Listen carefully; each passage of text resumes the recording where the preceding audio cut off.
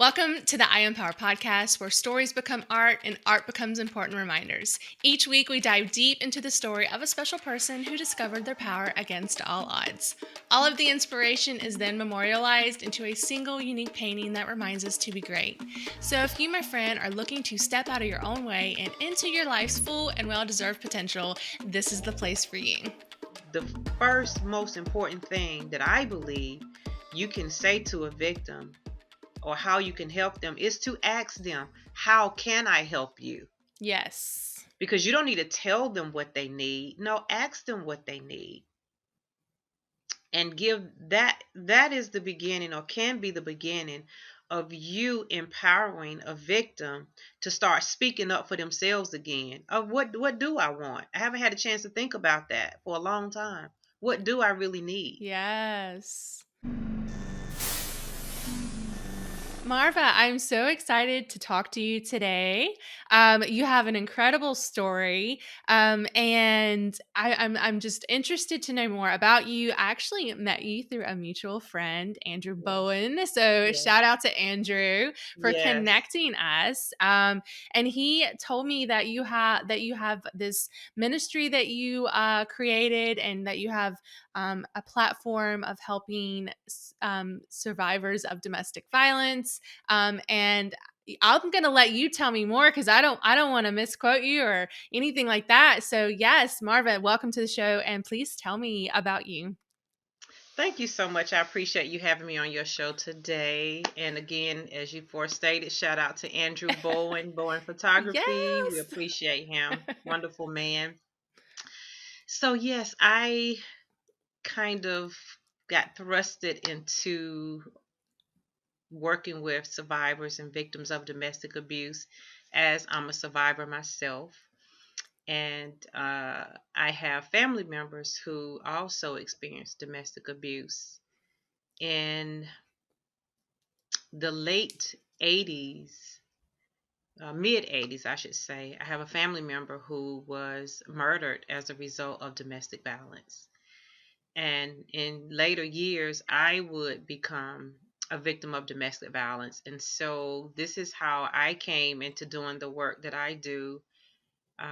One of the things that resonates with me now, and has for so long, is while I was going through what I would call survival mode after abandoning the relationship, I never had counseling, never had therapy. There was never a thought in my mind for therapy or any kind of support to help me process through what I had just experienced, and for myself as well as my four minor children.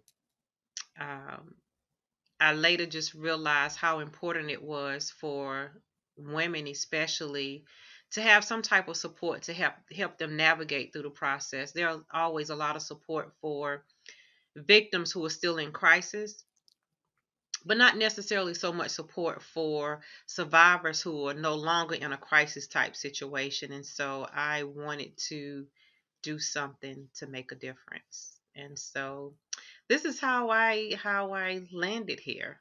Yeah, that's amazing. So you're saying that you realized that there was a hole there, there was something missing. Is Has that gotten better as the years have gone by and more people are advocating and talking about situations of domestic violence, domestic abuse? Are there more resources coming out? Like you, like you said, you hear about it when they're in the moment of crisis mode, but helping to like defragment and process everything that happened, and basically emotionally help you. How is that now? I will say that the resources have expanded considerably. However, those resources are largely for victims and not so much survivors. So, and just to take that a little bit deeper, when I came out of the abusive marriage that I was in, I was pretty much by myself. All I knew about was getting a restraining order. There were some services, family services provided, as well as other agencies then and now. However, those services are almost always directed to victims. Mhm. And one of the things that I found was missing in particular was a support group for survivors who are no longer in crisis, where there has been 5 years, 10 years, 10 months. And so out of that, I was blessed to be able to birth Inspire. And Inspire is a support group. It is not a support group for victims in crisis. It is only for survivors who are still trying to figure out navigating through life after abuse. And that's again, whether it's been 5 years, 10 years, 15 years. And I have found that in providing such a support group as Inspire, that ladies are realizing that they are not where they were, but they also realize that they are not really where they want to be or where they need to be. And through Inspire, I've had the fortunate opportunity to be able to assist women in overcoming some of those obstacles that have prevented them in times past and being able to begin and complete that healing process that they can actually live and thrive and enjoy life again. Oh, wow. Okay, Yes. awesome. So, essentially you're saying, and I know that on the show we like to talk about how healing looks different for everybody, and Yes. a lot of times healing is a journey. Like, it's something you're not I don't know if we're ever 100% completely healed from the traumas that we faced. So you're in essence saying that, this is a type of program that can help you in longevity, right? Absolutely. Awesome. Absolutely. And I will say that I have had women who have been 20, women who've been 65 or 70 participate and Inspire Wow. because they realized that some of them were stuck, just stuck overall, and then some of them were just stuck in certain areas. And having that platform and that space, that safe space among peers who had relatable experiences to be able to support them in navigating that process. And Yeah, so that that's that beautiful. is a very, very highlight of my experience with domestic abuse is being able to be in that space and provide that resource. Wow, that's phenomenal. So how long after your experience did you create this group? Did you have to like get to a certain point in your own journey to where you felt like you were capable, or did you kind of use this as a therapeutic tool for yourself to help with the healing process? No, actually, Jessica, I had not been in an abusive relationship for more than 10 years before starting this group. One thing is, this kind of leads me into something I think we're going to talk about a little later, but we're right here at it still. Yeah. I I was having a conference for women, and one of the ladies I invited, she had written a book, and it was fitting for me to read the book to see what place she was coming from before I allow her to come and share. And in reading her book, I realized, you know what, I can do that. So I started writing myself maybe a week or so after the conference had ended.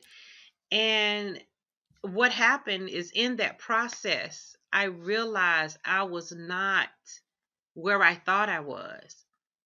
I was still very much a broken woman, and I needed so much healing myself. And so after finishing the book, I was, it was like I had a complete release. I was felt more free. I didn't feel weighted. I wasn't carrying any unforgiveness or anything of that nature. And so that began to propel me into doing the other things that I do now. And the support group is one of those. So that's how I came about doing that. And I don't think I would have ever attempted to do that in a state of brokenness, because it's hard to pour from an empty cup. Right. That's And I was amazing. definitely that empty cup. I thought Yeah. I was full. I thought I was full now. Yeah. But I realized that I was really empty. I was going through the motions as though I was full, but I was really empty myself. Wow, that's amazing that you had that moment where you could just, sit back and realize that, healing does take time, of course. And It sometimes, does. I think it's important we talk about packing away our trauma and not dealing with it. And, that works for some people, but I think in the longevity of it, that what if you don't sit down and deal with it, then it can rear its head in different areas of your life. Um, but I think that's beautiful that you realize that you needed more, and like that this was Yes. such a therapeutic thing for you. So I want to talk about, just to kind of give some light and encouragement to anyone that may be in a toxic situation, with a spouse or with a partner. What was it like for you when you made that decision to leave? Like, can you kind of paint that picture for us so that we can try to give some encouragement to people? I know it takes a lot of strength to leave a violent situation, an abusive relationship. It takes a lot of strength to leave those.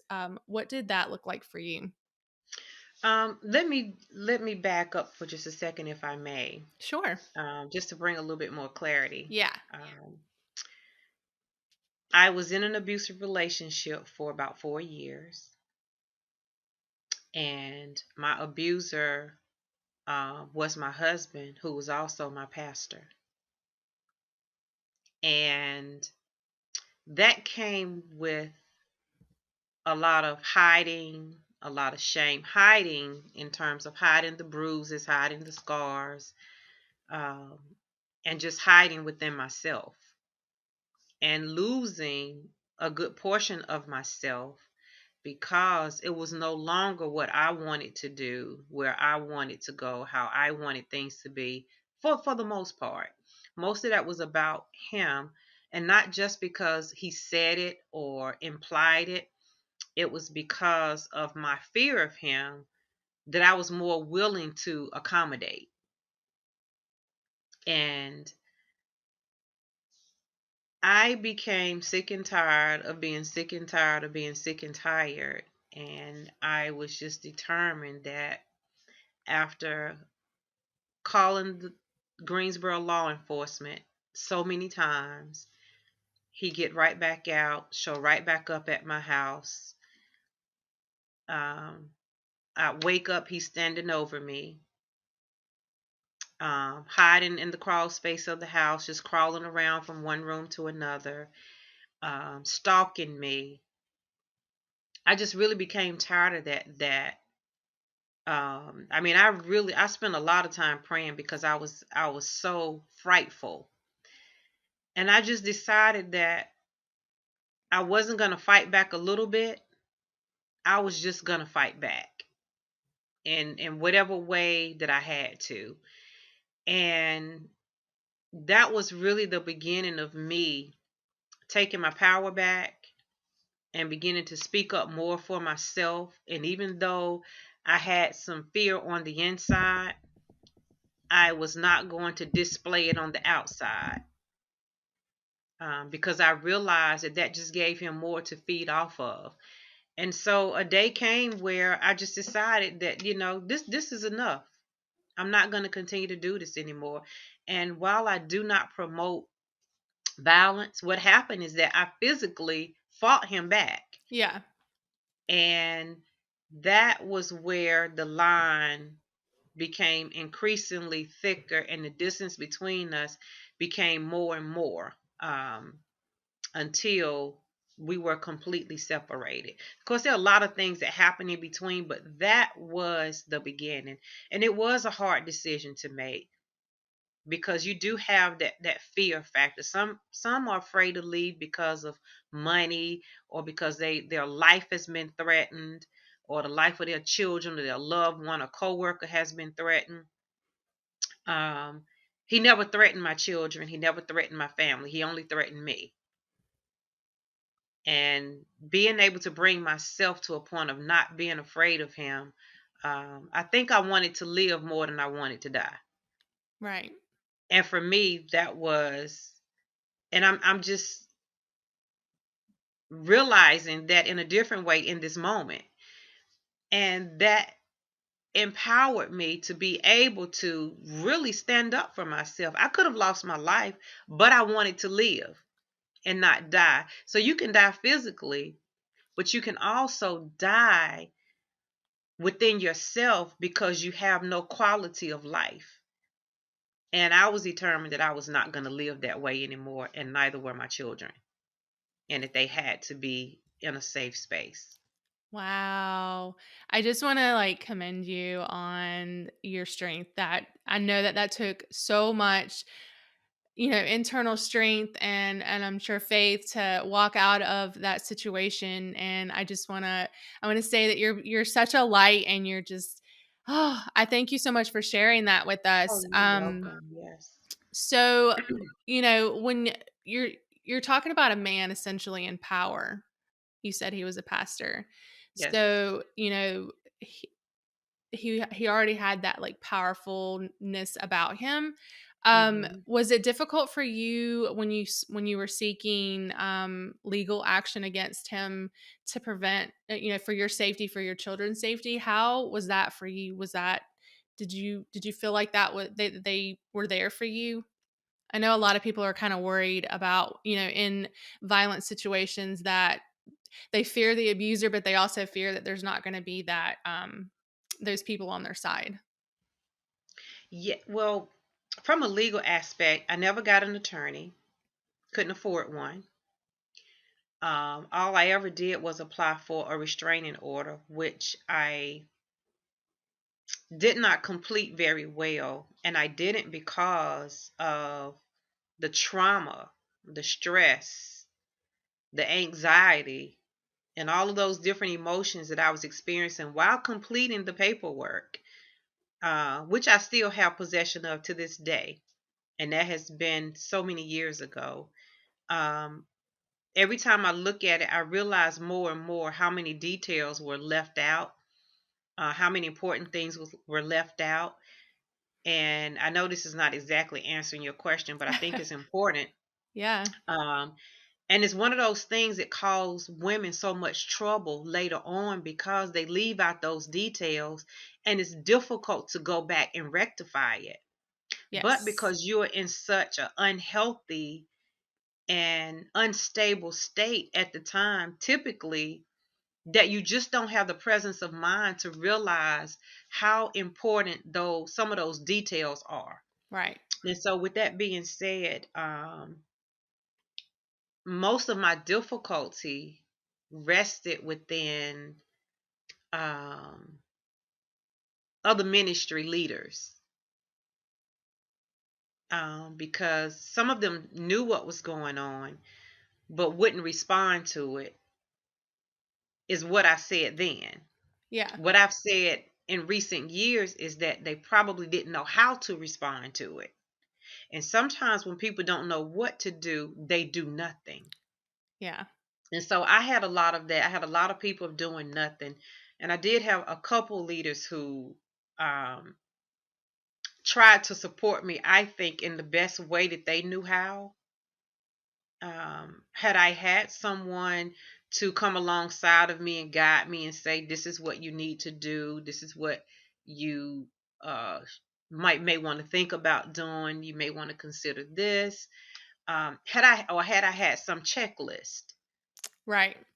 then I would have been able to navigate that process better, and I would have been better because of it. Right. So when you go to fill out a restraining order, you're able to take that paperwork home with you, correct? And fill it out, or is it something that you have to fill out while you're there? Um, you can take it with you, but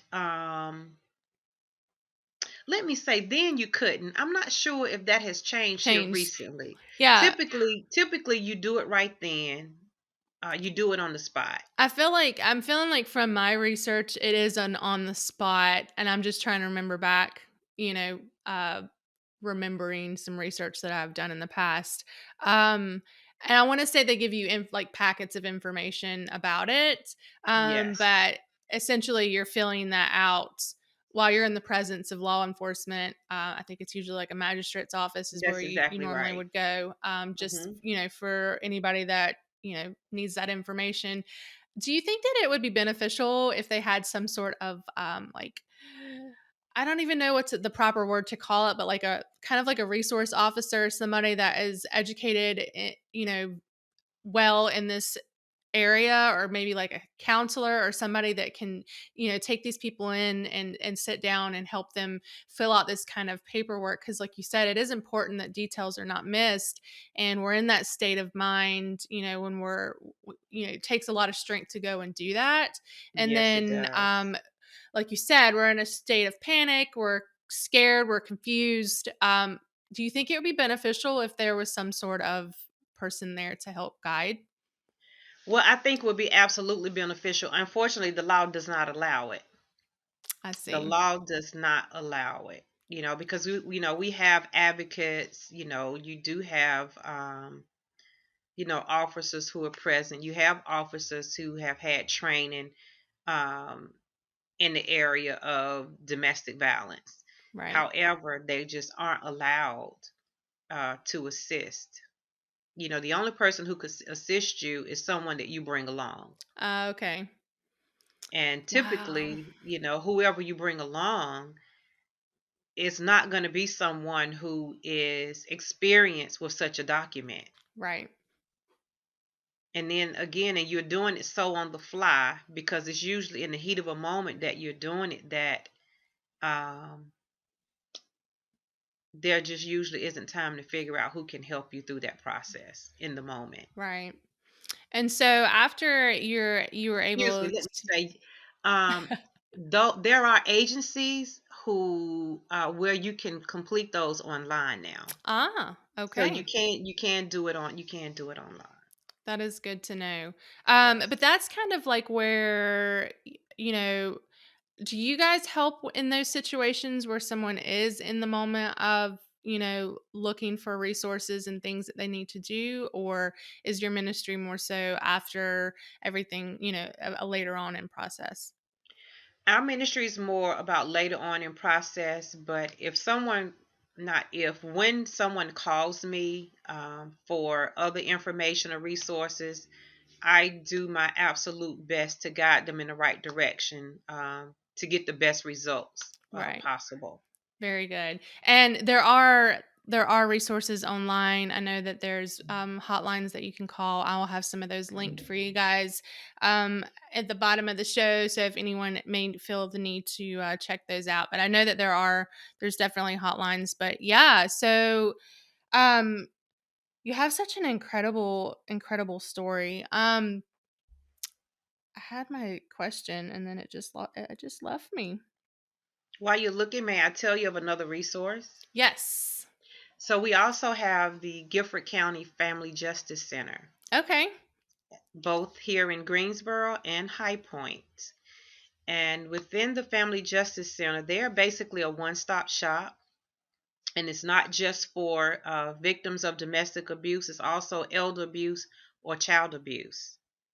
And so basically, there's legal aid, there's social services, there's police officers, the Guilford County Sheriff, um, and then there's advocates there, all of whom help a victim to navigate the processes they need to navigate in that one facility so that they're not found having to go to legal aid, then to go to the police department, and then to go to there are also nurses there from Cone Hospital who are Right. on site. Oh, that is awesome. So yes. Yeah. So, we talk about when leaving these difficult situations, and the fear that kind of like runs through, you're worried about finances, you're worried about your children, things like that. Yes. How was that for you when you made that decision to leave? You know, I know a lot of I just wanna give some encouragement to anyone that may be in a similar situation and, just bring awareness to people that are not and, compassion to people, so that we can have more compassion for those that are going through, struggles or traumas. Some of the things that makes it hard for victims is when you have people, whether it's family members, friends, or co-workers, church family, neighbors, who see that you're going through domestic abuse, or they know it because you told them, and they talk about how stupid you are, how dumb you are, why in the world you still with him, why don't you just leave. Yes. um, when a victim hears those kind of remarks, it makes it even more difficult to leave. One, you don't know why they won't leave. Right. You don't understand the dynamics that goes on behind closed doors. The same person who's saying, why don't they just leave? You could be the one whose life is being threatened if that person does leave. Right. So you don't know what their monetary situation is like, and you don't know the threat that's on their life. And so when you talk about why won't they leave, it takes enormous courage and strength to be able to even think about leaving. We're not talking about leaving yet. Right. We're talking about just having the thought process to leave. Right. And now you're talking about leaving. And so one has to figure out exactly how am I going to do that? And if you have children, it's more complex.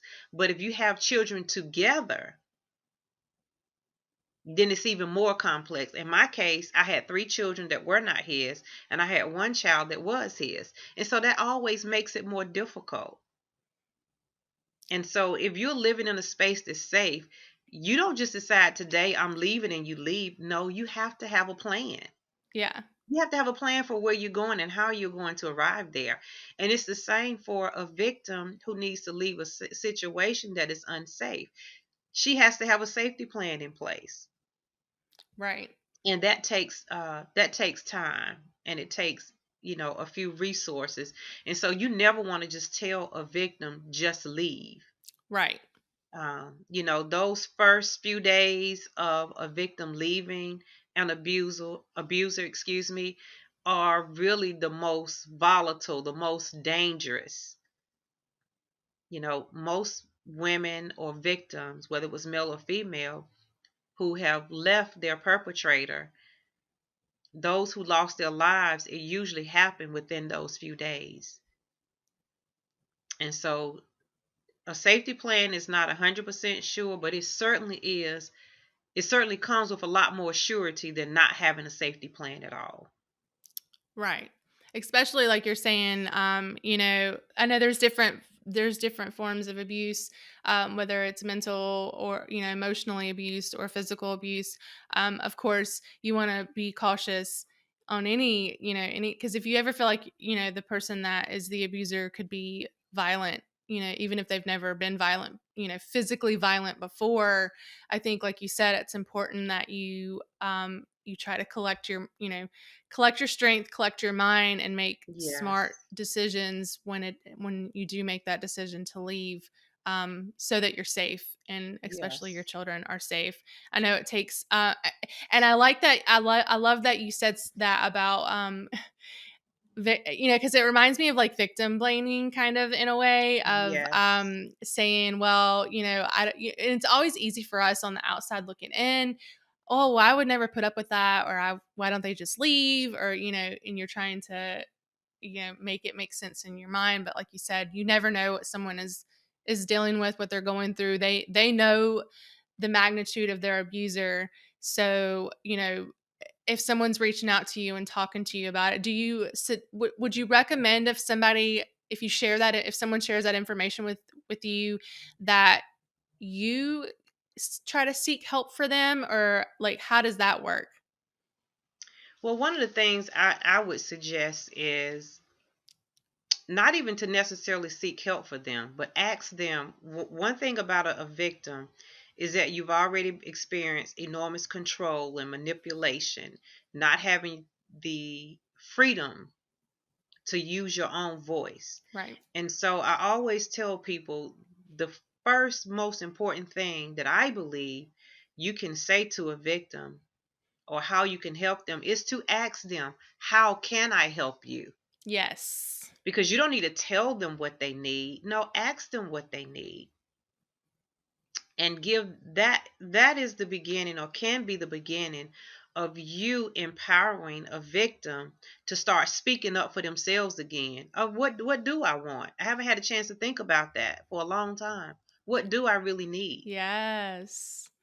I think And that's so so I that is love the that you're first saying that. thing that I would say. And it is what I say. What do you need? How can I help you? Yeah. And if they I say I really don't know, then I will put a few things out there for them to think about, but still it's their decision. Yes, I love that you said that, because we don't wanna take that power away from them, um, and taking that like you said, that control, because 'cause they're already in such a massively controlled, relationship or situation.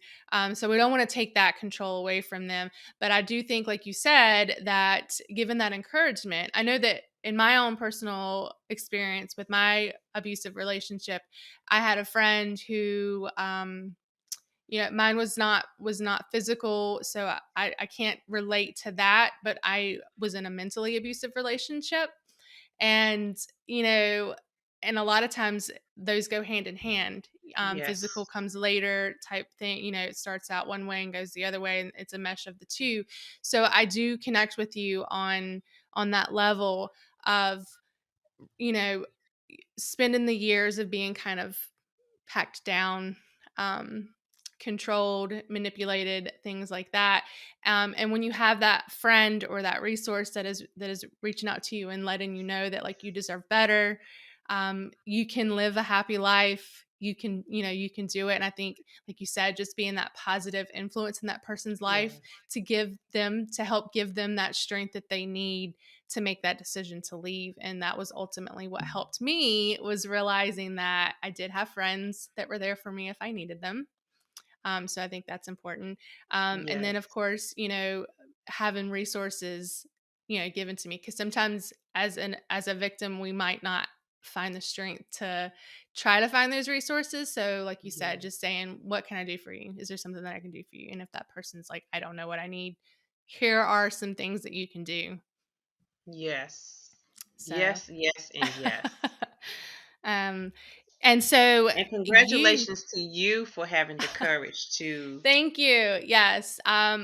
My situation is a little bit different. We co-parent our child, and we are working on, fixing a relationship that is healthy for our daughter. That is Um, beautiful. yes. So I That don't is beautiful.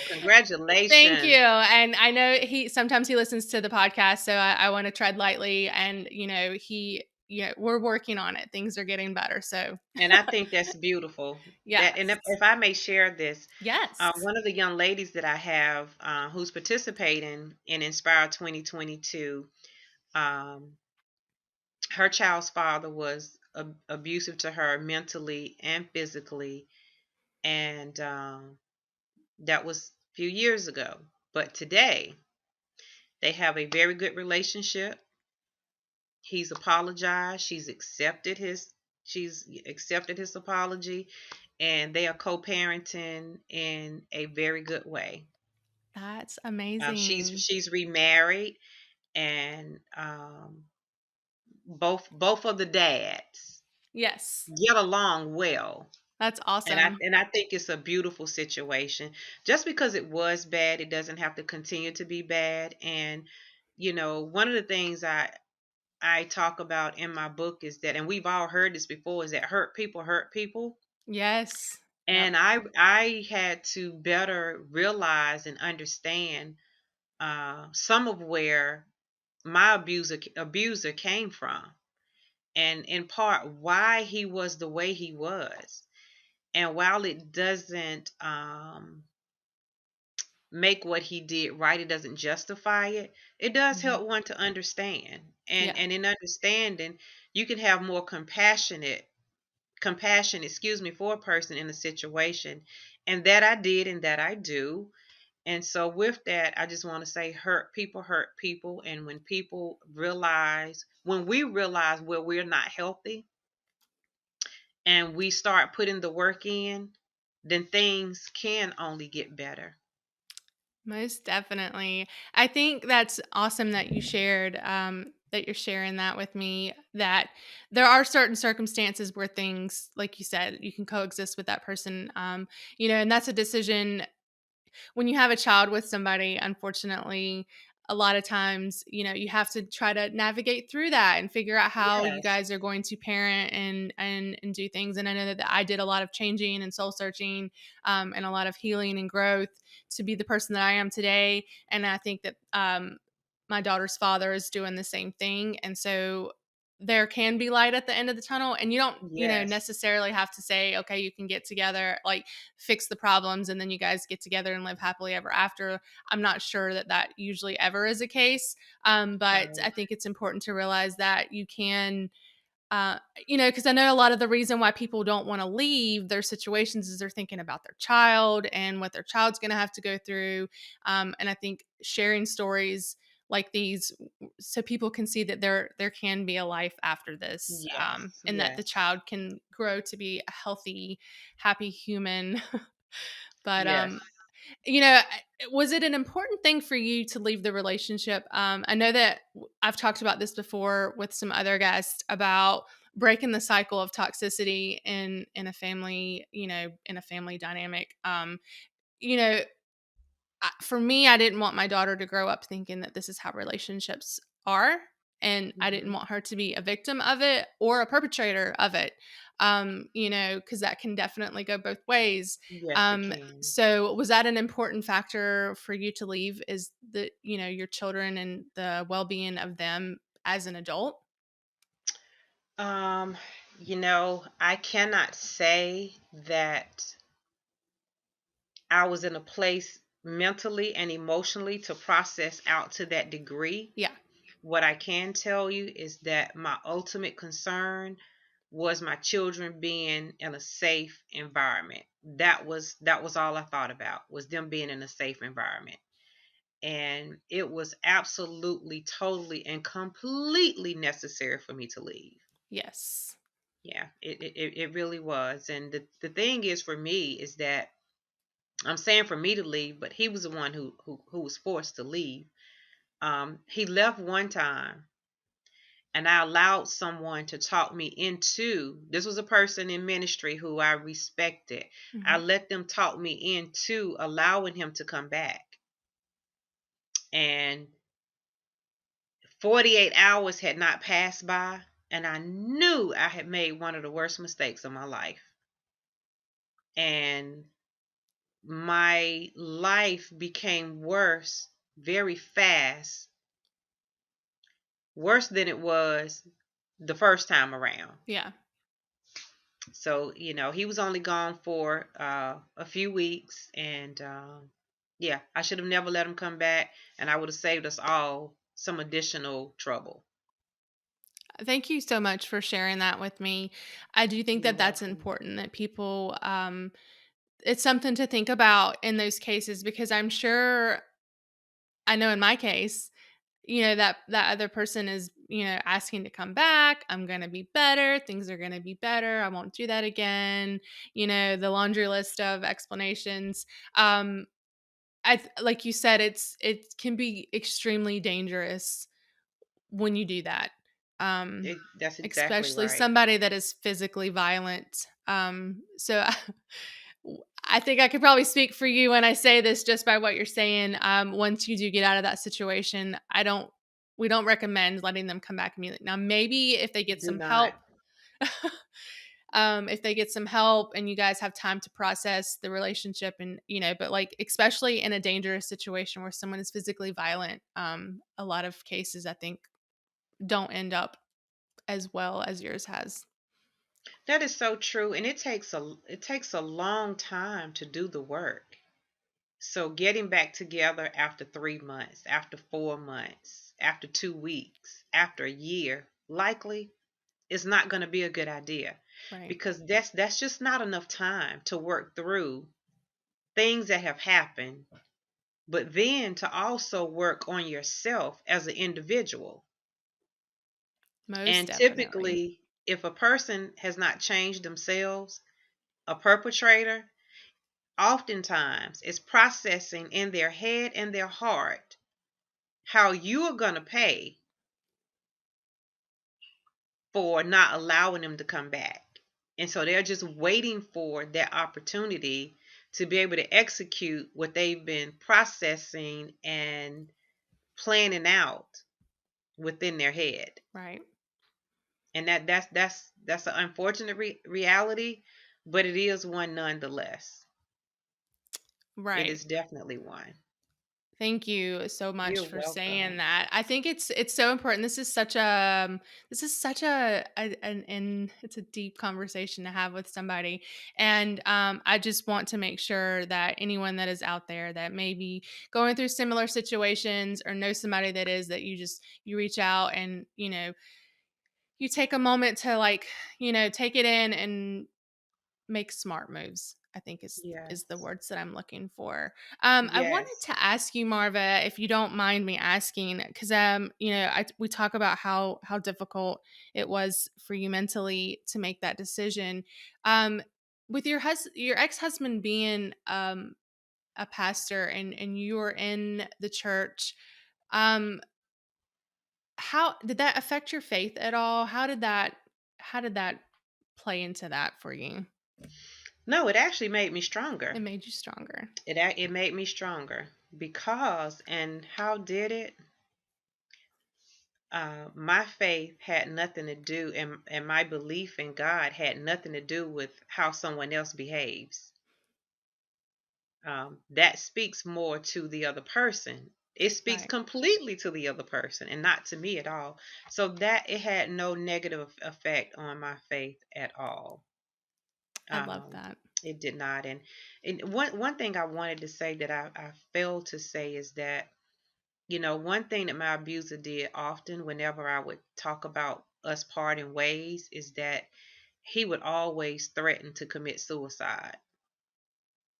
And I think that's important to say, Yeah. because a lot of perpetrators, most perpetrators, will threaten to commit suicide. And he did that so much that I just didn't care. Right. And I'm not telling anyone else to do this. I'm telling you what I did. Yeah. I just told him that if you attempt to take your life and the Lord lets you die, then it's just your time. And that was it. And Yeah. I was very much at peace with what I said, and I want you to know that he's still living and breathing today. I think that's important that you say that, because abusers will, I think when they feel like they're starting to lose that control, that they're going to start pulling, strings here and there to try to figure out a way Yes. to keep you.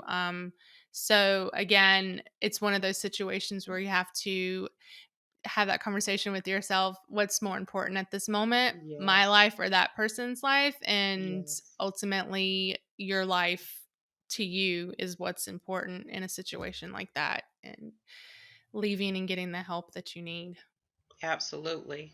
So you wrote a book on your story. Can you tell I me about did. that? I did.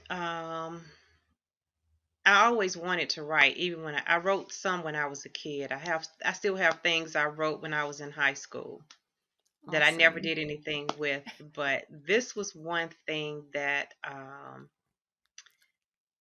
it was really more of a healing tool for me.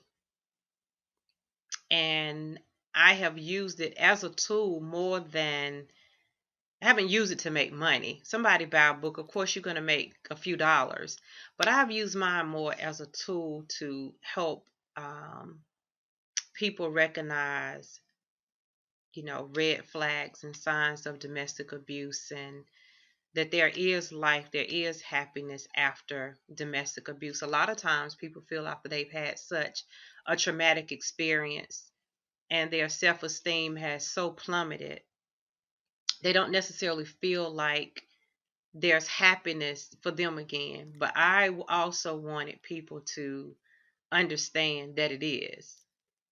and to also understand that when people have hurt and when people have come up in certain environments and they don't get the healing that they need, or are able to tap into resources to help them navigate through their processes, then they are likely to turn around and victimize someone in the way that they were victimized.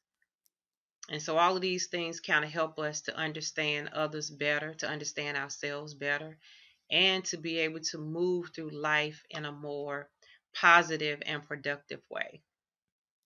I think that's amazing. So I will link Marva's book to the show so that you guys can check that out and give it a purchase.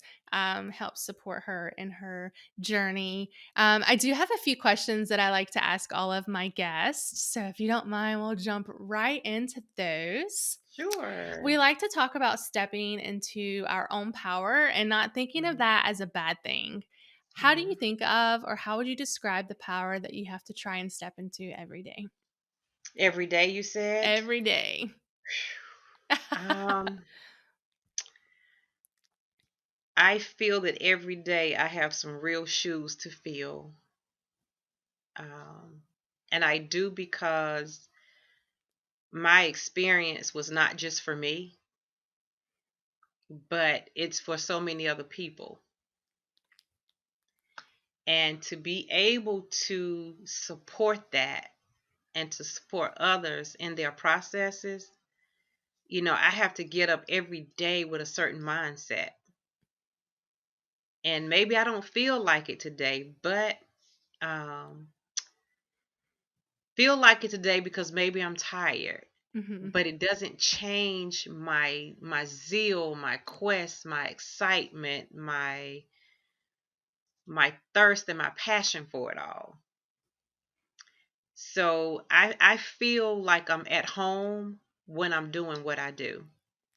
I hope that answers your It question. does. I love that. You're such a powerful person. And so your ministry does fundraisers to help support this and to allow this resource for anyone that has been through any kind of domestic violence. And you guys are doing a fundraiser that's Yes. launching, or it's already launched, right? Tell me Yes, about it's that. actually so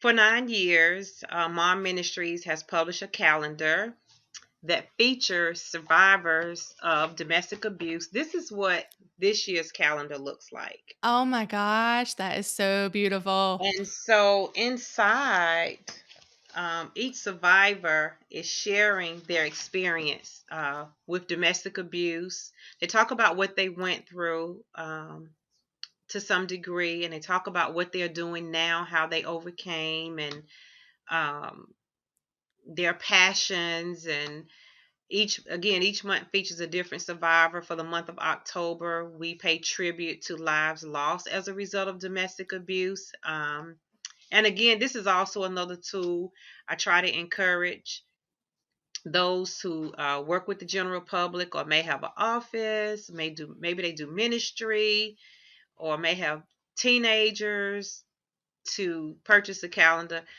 not necessarily because they have experienced domestic abuse, but to enlighten them as to what to look for. And while it may not be Yes. for the individual, it may be for somebody that you care about or come in contact with. Oh, I love Yeah. that because, a lot of times somebody could be going through something that they're not open with it. And so you can look for um, signs and then know how to talk to that person and, that sort of thing.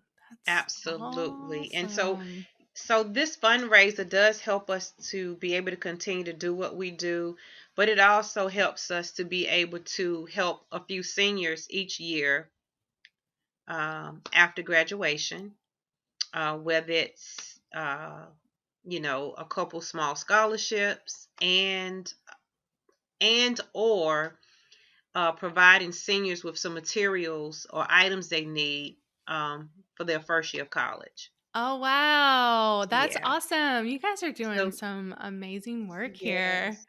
Ah, Yeah. I love that. Thank Yeah, so, you. and they can purchase this, off of your website, right? They can get the calendar off of your website? Yes, they can. I would love to be able to send you the link. So the Yes, of calendar launches course. this Saturday at one Woohoo! o'clock. We're actually having a Zoom event because of COVID. Yes. We're not having a in-person launch. The launch usually looks something like a mass book signing, but again, we're going to Yeah. be on Zoom and we're excited about it. And so the calendars are $15, and we would love for every one of you listening to purchase a calendar. Yes, So they're absolutely. 15. If we need to mail it to you, then it's like $2 extra for shipping. Awesome. That's amazing. You guys are doing amazing work. So yes, I will also link I'm going to link all of Marva's awesome stuff, her website where you can buy the calendars and of course where you can get her book from. So, amazing. I do And the book is also available on Amazon. yes, Amazon. I think that's where I seen it and I was checking And that out. please leave So, us a review if eh, you leave me a review after you read the book. yes, so we If can you bump buy that from up. Amazon, leave a review on Amazon. Please. Awesome. Yes. Yes, I love that. What would you say is the best piece of advice that you have ever been given by somebody? The best piece of advice that I've ever been given someone uh, is to know who you are. To know who you are. That's the first one. The second one is this church mother told me.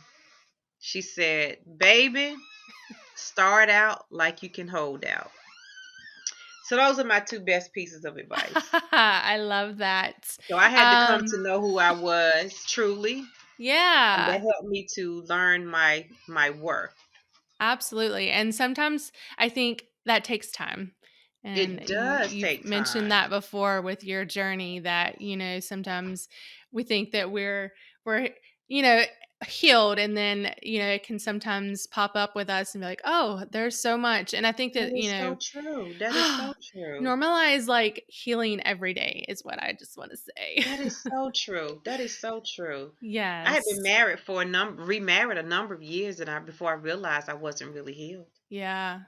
And that's okay. And, Yes, it and is. then we just handle that. And, Do the and work.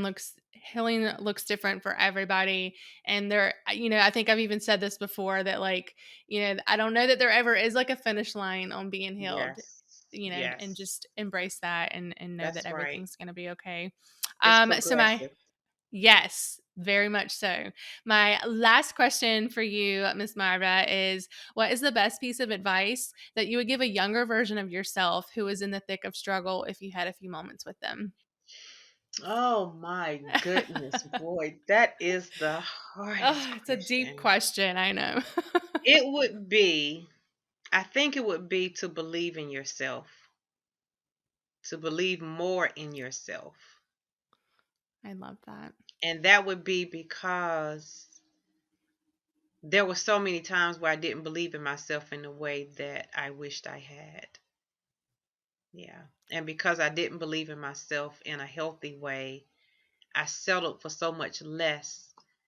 And not only did I settle for so much less, I did not strive because I didn't believe in myself. And don't be afraid. Don't be afraid. Oh my gosh, you're so amazing. I want to thank you endlessly on behalf of our team and every single person that heard your amazing story of transformation and connected with it. After the podcast, I will head straight to my easel and create a painting for you that represents what I personally felt and saw from your amazing story. And of course, if anyone is interested in seeing that process or purchasing one of the few limited edition prints, you can do so at my Instagram. I will link all that below for you guys, as well as all of Marva's information. But I want to thank you so much for being with us today, Marva. It's been a complete joy, and I know you've got more amazing things in your future for you. Thank you so much for having me. You are amazing, and I have absolutely loved your artwork. Thank you. Thank you Yes, so yes. much. Thank you for the work that you do. I want to thank my guests so much for sharing their incredible story of transformation with us. I'm going to link their social medias below so that you guys can give them a follow through their incredible journey. If you personally felt connected to the story and you would like to purchase one of the limited edition prints that goes along with it, you can do so on my website at jessicajames.com. That's JESCAJAYMES.com. Of course, don't forget to follow us on Instagram at I Am Power Club and like and subscribe to this channel so that you don't miss next week's episode of I Am Power.